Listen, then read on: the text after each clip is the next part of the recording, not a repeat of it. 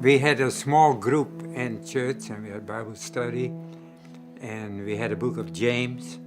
But anyway, there were two people that have aging parents, and they had to be split up in a different home. And then we said, can't we do anything for old people?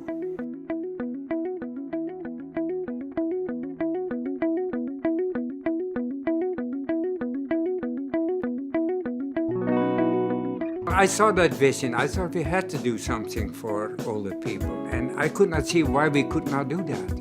Well, nobody had any money, to raise the money to do something. That's a different story, right? We were committed to it, and we went around and to find other people that would support it. But we got, in the beginning, we got about a dozen or so that put $5,000 in. And we said right away, you might lose it, but if it goes through, we might be able to give you a receipt or whatever, right? I remember one of the meetings, and I had done a little bit of calculation. I was thinking, what's this going to cost, sort of thing. I've calculated the whole thing is going to cost about $36 million. But somebody said, 36 million? Doesn't matter. We don't have the money anyway.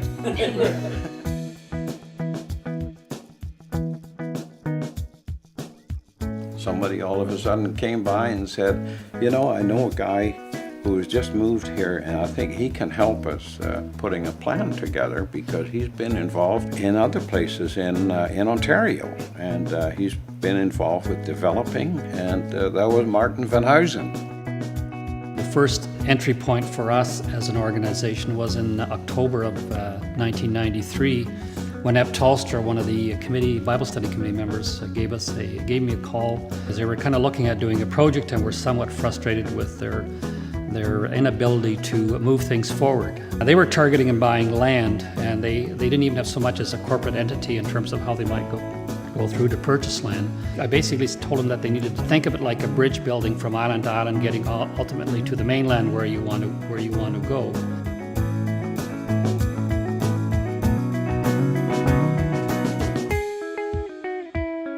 It's really a model of care, and I think at the time we called it the 3 C's or something, which was community, Christian, and if you combine those first two, you come to care.